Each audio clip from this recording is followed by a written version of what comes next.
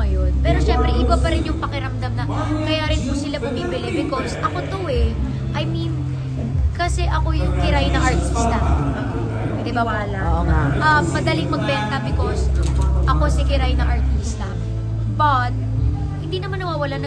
Last time nung, syempre ninong namin si Ninong Dong, nag-family feud kami. Tapos ninong namin si Ninong Boy Abunda. So nag-fast talk kami. May mga ganun pa rin na mga moments. Pero I think hindi po kaya yung taping. Kasi baka, at hindi, imaginein mo na lang, kasama ko sa taping yung Marian Rivera. Tapos sasabihin ko, hindi ako pwede mag-taping kasi meron akong sa office. Uy, sino ka dyan? Parang mas busy pa ako sa Marian Rivera, diba? Kaya ayoko mag-taping kasi baka yung mga big star mas busy ka sa akin eh. Nag-adjust tayo schedule. Correct. Kaya, imbes na may masabi sa akin, huwag na lang ako muna mag-taping kasi hindi pa po talaga kaya ng oras. And mas maganda kasi pagtutok din. And mas malakas din yung live kapag ako yung nakikita.